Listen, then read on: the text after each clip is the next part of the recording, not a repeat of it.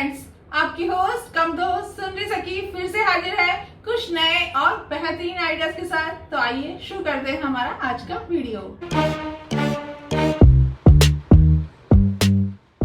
सर्दियों में तुलसी पर बीज आ जाते हैं, तो इन्हें हटाने से तुलसी जी तो स्वस्थ रहती ही है, साथ ही अगर इन बीजों को चाय में डालकर पिएं तो ये हमारे स्वास्थ्य के लिए भी बहुत लाभकारी है। इन बीजों की तासीर गर्म होती है, जिस वजह से सर्दी में इनका सेवन अत्यंत लाभकारी है। तो बस इन सूखे हुए बीजों को आप इस तरीके से निकाल लीजिए और चाय पत्ती के अंदर मिक्स कर दीजिए। आपकी टेस्टी और हेल्थी चाय बनकर तैयार है।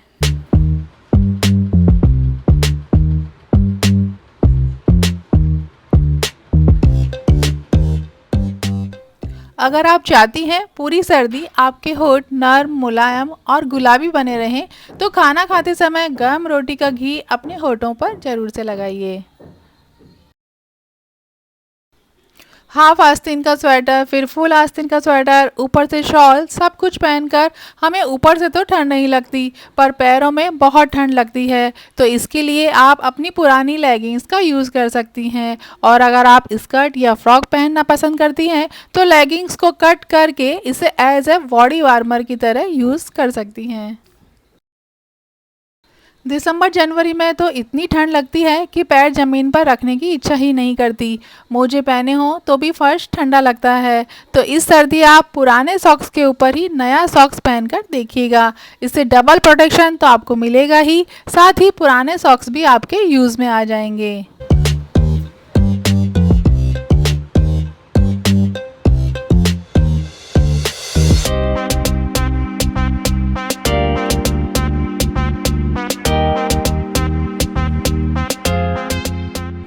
पायल पहनना मुझे तो बहुत पसंद है, पर सर्दी में ये बहुत ठंडी ठंडी लगती है। इस वजह से सर्दियों में मैं पायल पहनना अवॉइड ही करती हूँ।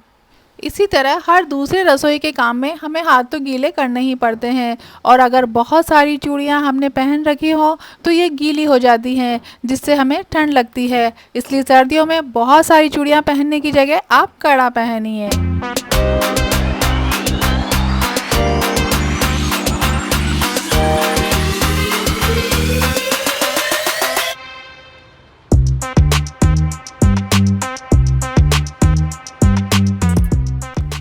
सर्दियों में पौधों के कारण भी रूम का टेम्परेचर बहुत ठंडा रहता है, तो स्पेशली विंटर में मैं सभी लाइव प्लांट्स को बालकनी में रख देती हूँ, जिससे वो भी खुश रहते हैं और घर के अंदर आर्टिफिशियल प्लांट्स का यूज़ करके मैं भी खुश रहती हूँ।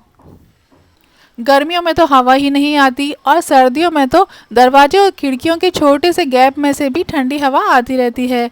तो हवा को रोकने के लिए या तो आप महंगे ऑर्गेनाइजर्स में इन्वेस्ट कीजिए, या फिर आप डोरमेट, मोटा टॉवल या बेडशीट को रोल रोल करके यूज़ कर सकती हैं।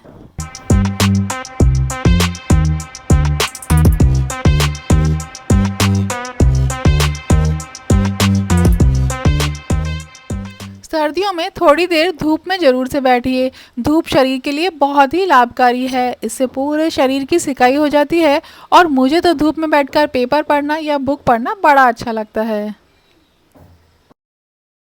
सर्दियों में एक बॉटल में शहद और ड्राई फ्रूट्स और दूसरी बॉटल में गुड़ का पाउडर और ड्राई फ्रूट्स को मैं पीस कर रख लेती हूँ, और जब भी कुछ मीठा खाने का मन होता है तो इसे ही मैं खाती हूँ। क्योंकि सर्दियों में शहद, गुड़, ड्राई फ्रूट्स, अदरक, हल्दी, तिल आदि का सेवन ज़्यादा से ज़्यादा करना चाहिए।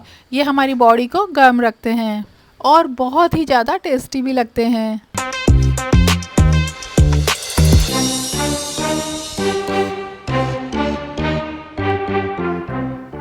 जूतों के अंदर ये जो जीभ होती है उसे अगर आप सॉक्स से कवर कर देंगे तो इससे आपको दो फ़ायदे होंगे। एक तो ये कि एक्स्ट्रा कंफर्ट आपको मिलेगा, और दूसरा इन्हें आप आसानी से वॉश कर सकती हैं।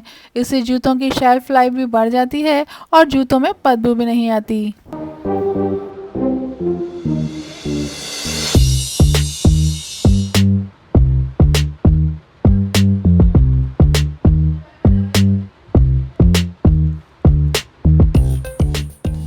और अब वो ख़ास टिप जिसका आप सभी को इंतज़ार है। जी हाँ, आज हम बनाएंगे टमी टकर। इसे बनाने के लिए आप कोई भी स्ट्रेचेबल टी शर्ट ले लीजिए। अगर उसका कपड़ा मोटा हो तो बहुत ही बढ़िया।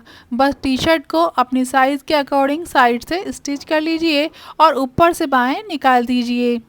बस दो साइड के टाँकों में ही हमारा टमी टकर बनकर तैयार हो जाएगा। इसकी लेंथ तकरीबन आप 12 इंच रख सकती हैं। हम सभी जानते हैं कि नाक और नाभि के अंदर तेल लगाने पर पूरी सर्दी हमें स्किन ड्राई होना, होंठ फटना, नाक बहना जैसी कोई समस्याएं नहीं होगी। इसलिए नहाने के बाद याद से नाक में और नाभि के अंदर तेल जरूर से लगाइए।